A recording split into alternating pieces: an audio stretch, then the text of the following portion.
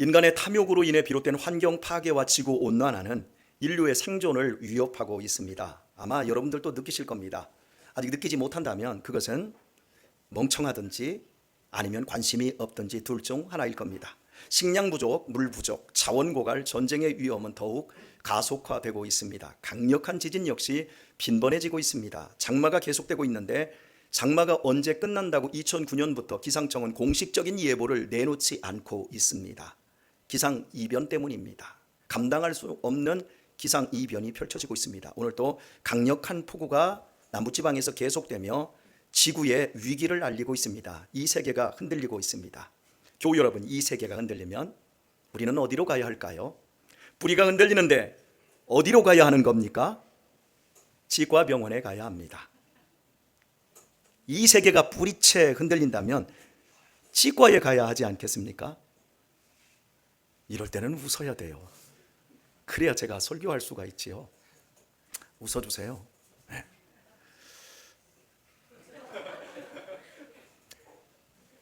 이제 제 말의 흐름을 제가 복귀해 드리도록 하겠습니다. 처음에 사회 환경 문제로 이 세계가 흔들린다고 할 때 이 세계는 이 세상이었습니다. 그러나 교우 여러분하고 이 세계가 흔들리면 할 때 이 세계는 이빨 세계를 의미했습니다.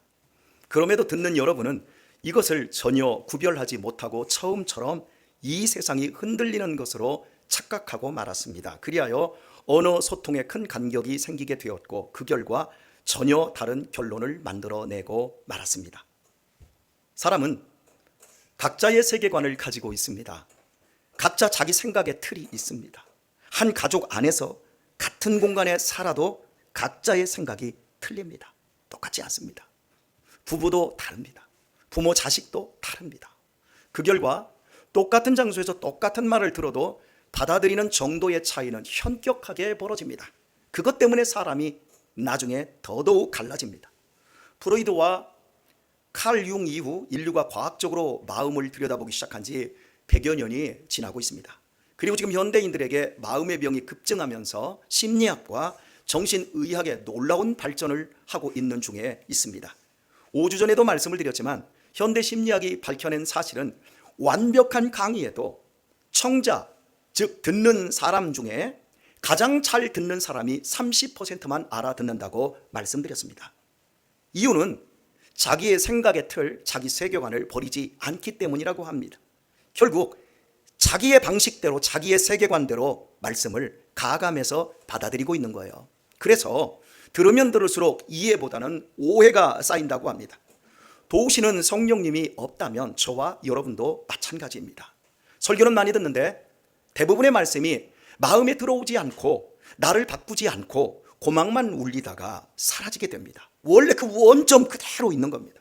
그래서 많은 설교에도 자기 세계를 벗어나서 믿음의 세계로 뛰어들지 못하고 직분만 고급해지고 교회를 다닌 세월만 많아지면서 자기가 좋은 그리스도인이라고 착각합니다. 그리고도 자기를 모릅니다.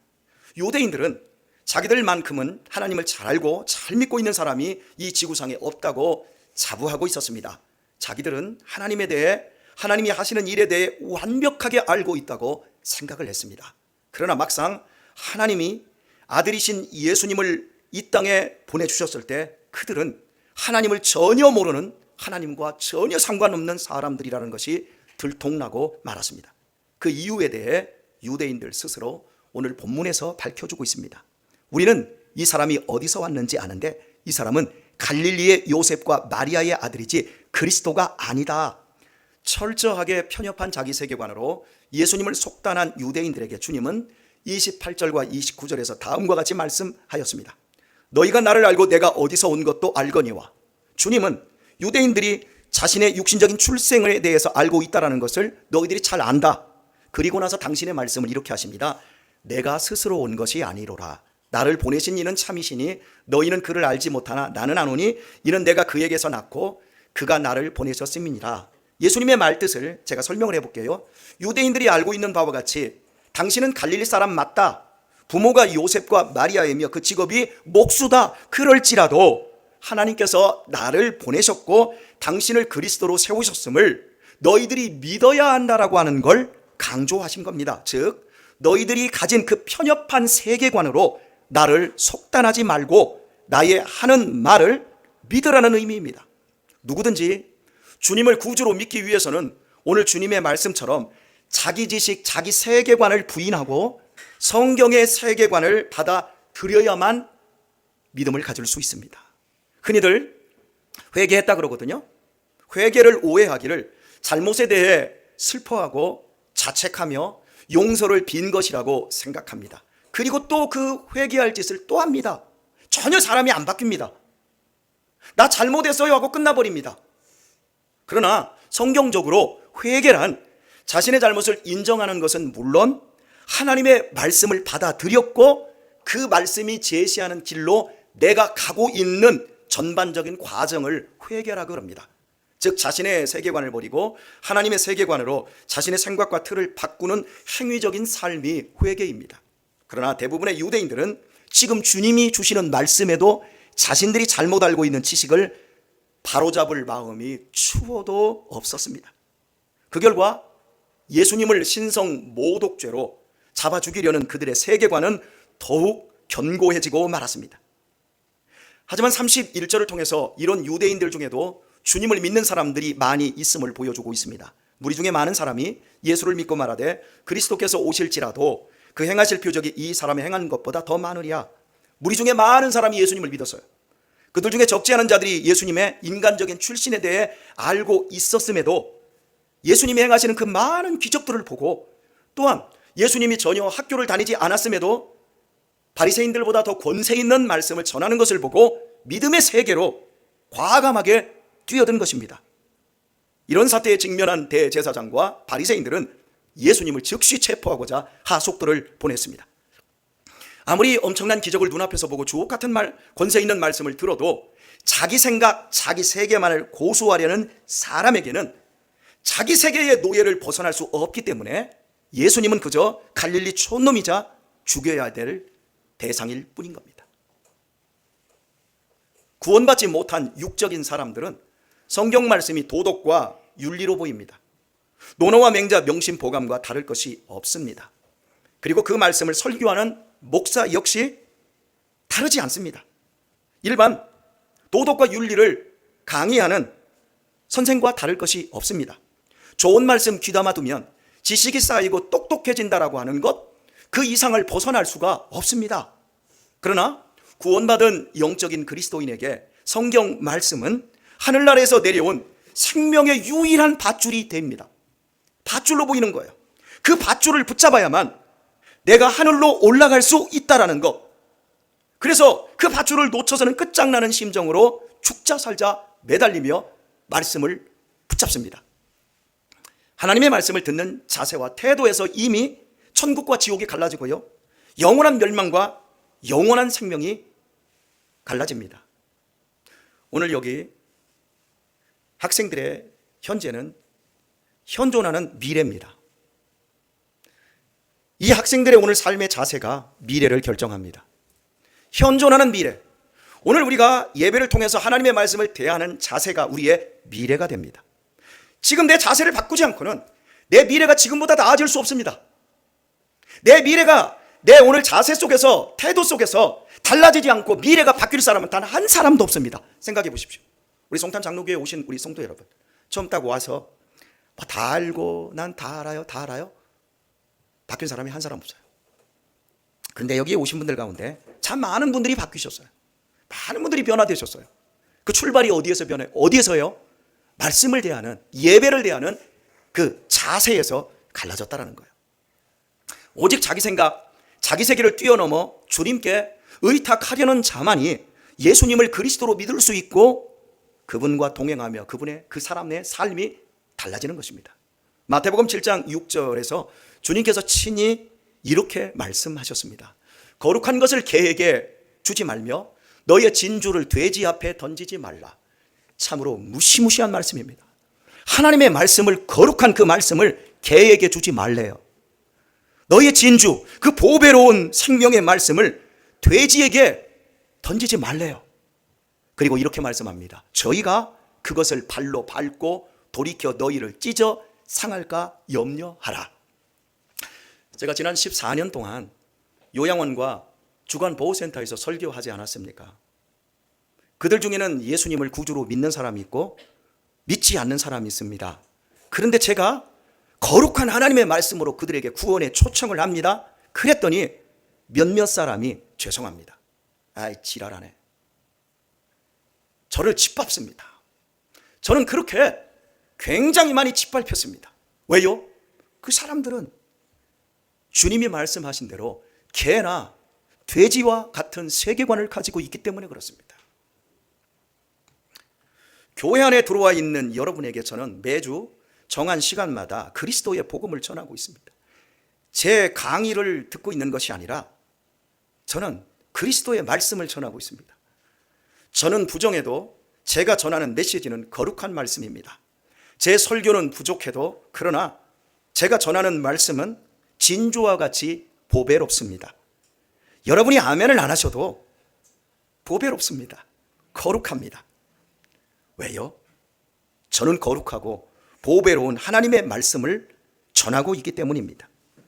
주 안에서 사랑하는 우리 교우 여러분, 제가 말씀을 강론할 때 여러분을 어떻게 보고 강론할까요? 꾸벅꾸벅 졸고 있고 매 시간 여기 와서 딴 생각하고 있는 사람들도 있습니다. 전혀 변하지 않고 10년 동안 예배 시간에 단 한 번도 안 졸고 예배를 흔들린 사람이 없어요. 10년 동안 졸고 예배를 드려요. 제가 그렇게 전하고 그렇게 말씀을 듣는 사람들에게 제가 어떤 태도로 전할까요? 개나 돼지로 보고 제가 말씀을 전할까요? 전혀 아닙니다. 저는 한 번도 이 자리에서 말씀을 전하며 개나 돼지로 성도를 본 적이 없습니다.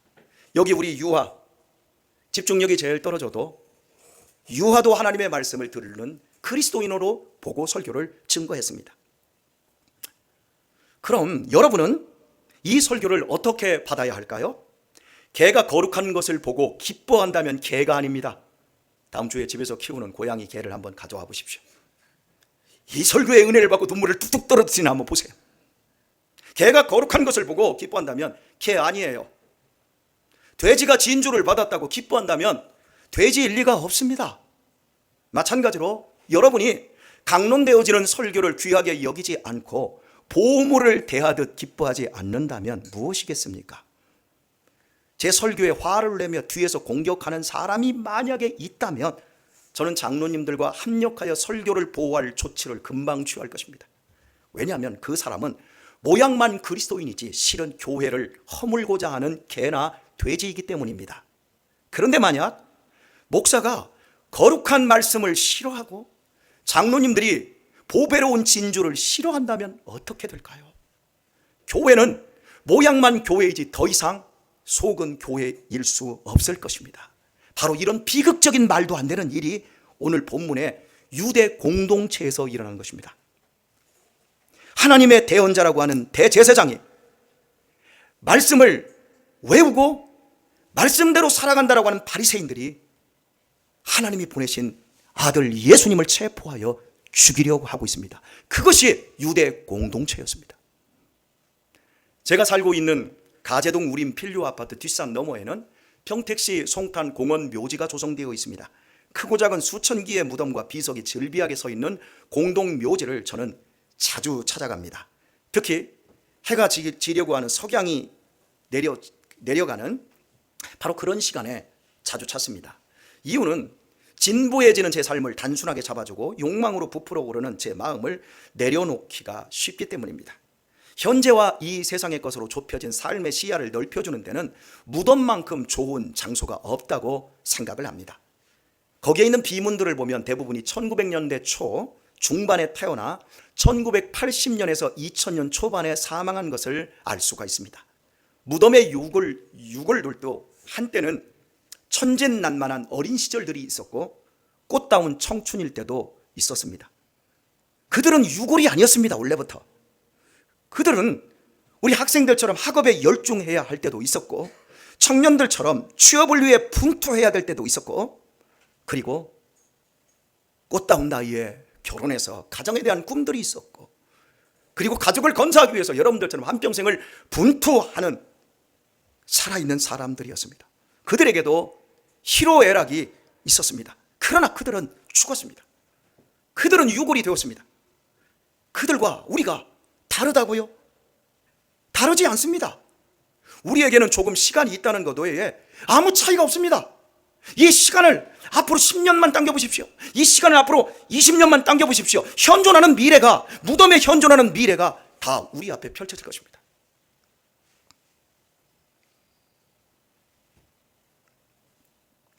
우리에게는 아직 숨쉬고 살 수 있는 시간이 있다는 것 외에 아무 차이가 없어요. 우리도 그리 될 것입니다. 그 자리에서 제가 무엇을 생각하겠습니까? 아무리 힘겨운 오늘이라 할지라도 한때 기라성 같은 삶을 살다가 해골이 된 무덤의 주인들보다 제가 훨씬 낫습니다. 뿐만 아니라 곧 닥치게 될 내 죽음을 생각하며 시간의 우선순위를 확인하며 장차 가게 될 천국으로의 이사를 묵상합니다. 공동묘지를 갔다 오면 제 마음은 가벼워지고 어김없이 기쁨과 소망으로 자리하게 됨을 제 스스로가 느낍니다. 그래서 공동묘지를 자주 찾습니다. 개와 돼지처럼 비루해지려던 마음을 추스릴 수가 있고 목사로서의 거룩한 신분을 공동묘지를 다녀오면 다잡을 수 있습니다. 그러나 여러분 오해하지 마십시오. 제가 공동묘지에서 무덤을 보았기 때문에 죽음을 묵상하기 때문에 경건을 회복한 것은 아닙니다. 죽음은 그저 허무한 것이고 절망일 뿐입니다. 거기서 배울 건 아무것도 없습니다. 그럼에도 제가 무덤을 찾아가고 그 무덤 안에서 제 자신을 추스리고 거룩성을 회복할 수 있는 이유는 바로 예수 그리스도 때문입니다. 그분은 살아나셨습니다. 그분은 죽음을 이기셨습니다. 저에게 기쁨이 되고 소망이 되는 이유는 죽음뿐인 이 세상에서 오직 예수 그리스도로 인한 죄사함과 자녀된 하나님의 은총을 확인할 수 있기 때문입니다. 멸망하는 짐승이었던 저를 하나님께서 비루하고 무지한 생각을 버리고 믿음의 세계로 뛰어들 수 있게 해 주셨습니다. 거룩한 말씀을 깨닫게 하시고 믿음이 보배요 진주임을 알게 해 주셔서 결국 저를 오늘의 목사로 만들어 내시고야 말았습니다. 그 결과 제멋대로 살다가 공동묘지에서 한 줌의 재로 뿌려졌을 제가, 아니 우리는 공동묘지에도 못 들어가요. 그저 불처질러져서 한 줌의 재로 흩뿌려졌을 제가 영원한 소망을 가진 참 사람으로 살게 된 것입니다. 바로 여기에서 저의 기쁨과 소망이 시작되어졌고 또한 지금도 계속적으로 그 힘을 공급받고 있습니다. 우리 학생들, 청년들, 우리 젊은 분들, 잔치집에 가는 것보다 초상집에 가는 것이 좋다고 하나님의 자문이 우리에게 이야기해 줍니다. 제발 평택에 놀 곳, 카페 좋고 영화관 좋고 좋은 음식 흐르는 곳 좋고 그런 데만 가지 마시고 여러분 자신을 진실하게 돌아볼 수 있는 자리를 만드십시오. 그래서 삶의 우선순위를 결코 헛된 것에 두지 마십시오. 참된 것을 쫓아가시길 바랍니다. 2014년 3월 20일자 동아일보 경제면에 났던 기사 한 편을 읽어드리려고 합니다. 미국과 캐나다의 국경 사이에는 길이 790m, 높이 53m인 세계 최대의 폭포 나이아가라 폭포가 있다. 1859년 여름 한 고개사가 나이아가라 폭포에 설치해 놓은 밧줄 위를 걸어 미국에서 캐나다로 건너가는 흥미진진한 사건이 벌어졌다. 생각만으로도 아찔한 줄타기 고개를 벌인 주인공은 프랑스 출신의 고개사 찰스 블론딘. 그는 공중에 설치해 놓은 밧줄 위에 서서 온갖 위험한 동작을 해내며 19세기 유럽과 미국에서 열광적인 인기를 얻었다. 블론딘이 세계 최초로 시도한 나이아가라 외줄타기 고개 현장에도 수많은 사람이 몰려들었다. 폭포 위 48m 높이에 설치된 외줄에 그는 18kg 무게의 장대로 균형을 잡은 채 밧줄 위를 걸어 폭포를 건너갔다. 맞은편에 블론딘이 도착하자 관중은 우레와 같은 박수와 환호성을 보냈다. 열광하는 관중의 성원의 보답으로 블론딘은 뒤로 걸어 건너기를 했다. 그리고는 다시 안대를 하고 앞이 보이지 않는 가운데 다시 건너기를 했다. 그리고 마지막으로 자전거를 타고 건너기로 폭포를 오갔다. 모든 고개가 끝나는 줄 알았는데 블론딘은 구름처럼 모여있는 관중을 향해 소리친다. 여러분, 당신들은 내가 내 등에 사람을 업고 이 폭포를 건널 수 있다고 믿습니까? 그러자 관중은 믿습니다라고 외쳤다. 그러자 블론디는 즉시 외쳤다. 그럼 내 등에 업혀서 이 폭포를 건너갈 사람 한 분만 나와주시기 바랍니다.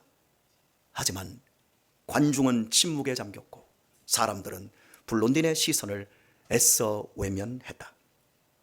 지원자가 아무도 없다고 판단한 블론딘은 관중 가운데 서 있는 한 남자에게 당신은 날 믿습니까?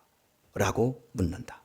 지목된 남자는 해리 콜코드로 블론딘의 오랜 친구이자 매니저였는데 그는 조금도 주저하지 않고 말했다. 난 당신을 믿습니다.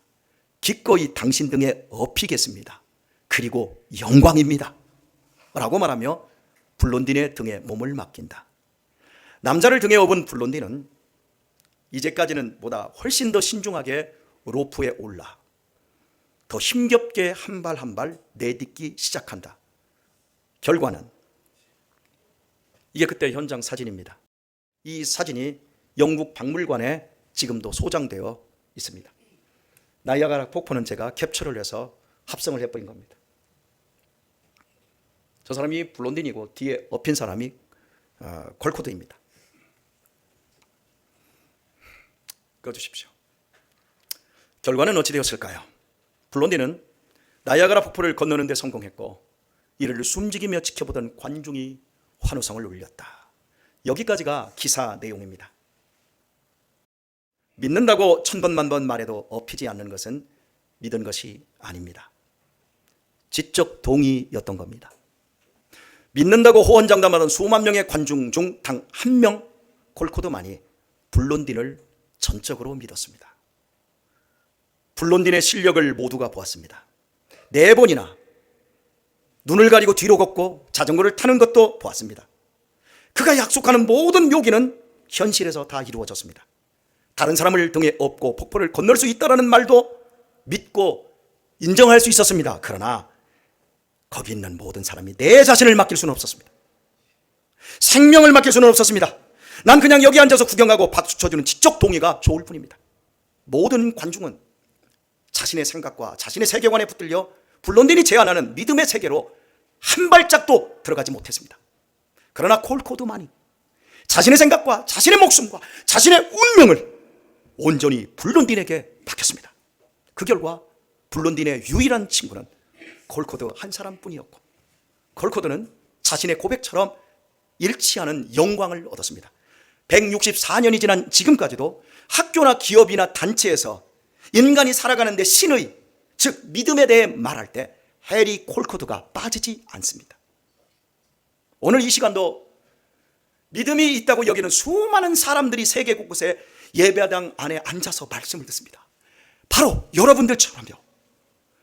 그러나 예수님을 믿는다고 목이 터지라 주여주여 외친들, 아멘 아멘 한들 주님에게 정말 의탁되어 있지 않다면 참 믿음일 수 없습니다. 손을 들고 몸을 흔들며 열정적으로 찬양 드리고 울며 기도한다 할지라도 삶은 물론 운명까지 주님께 의탁하지 않고 있다면 그것은 지적 동의요 종교적 유해일 뿐 믿음이 아닙니다. 웨슬리가 우리에게 얘기하고 있는 지적 동의, 이것이 우리의 믿음이 허구일 수 있다는 사실을 기억하셔야 돼요. 주님을 구주로 믿는 믿음이란 단순히 지식적으로 수락한다는 의미도 아니고 합리적인 이해나 동의가 아닙니다. 어디까지나 전적인 위탁이며 헌신입니다. 내 목숨을 지키고 내 소유를 지키기 위해 투자하는 것이 믿음이 아닙니다. 도리어 내 목숨을 내 소유를 다 잃는다 할지라도 예수님을 믿고 따름이 영광임을 실천하기 위한 삶의 위탁이 믿음인 겁니다. 예수님의 진실한 친구가 되기 위해 나의 전 인생을 건 삶의 결단임과 동시에 실행이 믿음인 것입니다. 이런 참 믿음을 가진 사람만 주님과 함께 슬픔과 저주와 죽음뿐인 이 땅에서 참된 생명과 평안을 누릴 수가 있습니다. 이래서 못하고 저래서 못하고 우리는 끝없이 이 땅에서 핑계를 댑니다. 의탁하지 않은 인생은 핑계를 만들어요. 그러나 의탁한 인생은 하나님 앞에 명분을 만들어서 헌신하고 기쁨의 사람이 되어집니다. 왜요? 그 사람은 하나님이 주시는 생명의 충만함을 누리기 때문입니다. 교우 여러분, 내 믿음은 어떻습니까? 솔직하게 내 믿음은 어떻습니까? 거대한 공동묘지인 이 세상에서 장차 다 잃게 될 것, 다 잃어버려도 예수님만은 놓치지 않고자 현재의 내 욕망을 부인하며 살고 계십니까? 비록 내 인생이 폭포 위에 외줄이지만 그러나 주님의 진실한 친구 되기 위한 믿음의 행보를 조심스럽게 내딛고 있습니까? 만약에 그러시다면 잘하셨습니다. 주님께서 여러분을 결코 잊지 않으시고 놓지 않으실 것입니다. 여러분을 보배롭게 해주실 것입니다. 우리의 믿음에 대해서 주님은 많은 경고의 말씀을 하시면서 우리를 참 믿음으로 이끄시기를 원하셨습니다. 누가복음 18장 8절의 주님의 말씀은 이렇습니다. 그러나 인자가 올 때에 세상에서 믿음을 보겠느냐. 마태복음 7장 21절에서 주님은 또 이렇게 말씀하셨습니다. 나더러 주여 주여 하는 자마다 다 천국에 들어갈 것이 아니요 다만 하늘에 계신 내 아버지의 뜻대로 행하는 자라야 들어가리라. 교우 여러분, 주님의 말씀처럼 나는 주님에게 보일 믿음이 있습니까? 지적 동의가 아니라 주님에게 보일 믿음의 행위가 있습니까? 사람에게 보이는 거 말고요, 이 자리에 앉아서 찬양하고 이 자리에서 여기 앉아서 첼로하고 여기 앉아서 이거 하는 거 말고 밑에 내려가서 식당 봉사하는 거 말고 주님께서 여러분에게 주님만 확인할 수 있는 믿음이 여러분 있습니까? 제가 아무리 여러분을 편을 들어줘도 주님이 아니라고 하면 아닌 거고, 제가 여러분의 믿음을 몰라도 하나님은 제 믿음이 좋다, 있다 그러면 있는 거예요. 정말 하나님이 보실 때 그 믿음이 있냐고요. 오늘의 말씀이 여러분 기쁘십니까? 내 입술이 고백하는 주님과 내 삶으로 행하는 하나님의 뜻이 일치하여 나는 천국에 들어갈 사람 맞습니까? 이 말씀으로 인해, 오늘의 말씀으로 인해 기꺼이 앞으로의 내 삶을 주님께 맡길 수 있습니까? 그렇다면 나는 그리스도인입니다. 하나님의 자녀요, 주님의 사랑스러운 친구로서 천국의 영광을 틀림없이 얻게 될 것입니다. 그러나 말입니다, 오늘 말씀이 나를 기분 나쁘게 하고 화나게 합니까 혹시? 저는 절대 개나 돼지에게 말씀을 준 것이 아닙니다. 제가 사랑하는 성도요, 하나님의 거룩한 약물이요, 장차 하늘에서 함께 기업을 얻게 될 하늘 가족에게 선포한 말씀입니다. 그럼에도 여러분의 속이 지금 상하고 있다면 아직 믿음의 세계로 내 자신을 맡기지 않아서일지 모릅니다. 죽음의 두려운 날이 갑자기 오고 지옥문이 열리기 전에 속히 지적 동의가 아닌 주님께 나와 나의 모든 것을 의탁하는 바른 신앙을 시작하시기를 권면드립니다. 오늘의 말씀을 맺도록 하겠습니다. 주 안에서 사랑하는 우리 교우 여러분, 이곳은 하나님이 없다고 생각하는 개나 돼지 같은 세계관을 가진 사람은 절대 올 수 없습니다. 인정하십니까? 왔어도 안 나옵니다. 한두 번 나옵니다. 그리고 안 옵니다. 권목사 설교 들어봐야 그게 그거지 뭐. 안 옵니다. 이곳은 하나님이 초청해 주지 않은 사람 들어올 수 없고, 들어와도 이내 뛰쳐나갑니다. 이곳은 하나님의 특별한 부름을 받은 사람만 올 수 있고 머물 수 있습니다. 죄와 죽음 가운데 있던 우리를 아무나 올 수 없는 이곳으로 부르신 분은 하나님이십니다. 할렐루야. 내가 누구 때문에 왔고 내가 누구로 인해서 왔어도 하나님이 여러분 한 사람 한 사람을 초청하셔서 하나님의 부르심으로 이 자리에 온 줄 믿습니다. 인정하십니까? 그렇다면 우리가 어떤 믿음을 가져야 할지는 분명하지 않습니까? 수많은 구경꾼으로 지적 동의로 믿음 생활할 것입니까? 아니면 걸코드처럼 자신을 하나님 앞에 내어 던지는 그런 사람이 될 것입니까? 나의 그릇된 세계관, 나의 허무한 인생관을 과감하게 버리고 영원한 생명의 구주이신 예수 그리스도께, 그분이 말씀하시는 약속의 세계를 향해 거침없이 뛰어들어야 하지 않겠습니까? 그러므로 권면드리겠습니다. 욕망의 그릇된 세계관, 쾌락을 쫓는 인생관을 벗어던지고 믿음의 세계로 뛰어드십시오. 썩어 없어질 육신의 영광이 아닌 하나님의 나라와 그의 의를 먼저 구하십시오. 이제는 그리스도인다운 그리스도인이 되시고자 하십시오. 언제까지 적당히 퉁치며 적당히 눈치 보며 여기 있을 때는 그리스도인이고 세상에 나가면 전혀 세상 사람인 이중의 삶을 삽니까? 정말 이제부터 그리스도인다운 그리스도인이 되고자 하십시오. 그리하면 우리의 삶은 보배롭게 변화될 줄 믿습니다. 비록 내 가는 길이 깎아지른 절벽이 외줄 같을지라도 주님이 함께 하셔서 가장 안전한 고속도로가 될 것입니다. 왜냐하면 우리를 불러주신 분은 전능하신 하나님이시며 내게 능력 주시는 사랑의 아버지이시기 때문입니다. 예수님을 구주로 주신 이 좋으신 하나님으로 말미암아, 그분에게 의탁됨으로 말미암아 우리의 남은 인생이 거룩하고 복될 수 있기를 예수님의 이름으로 축원드립니다.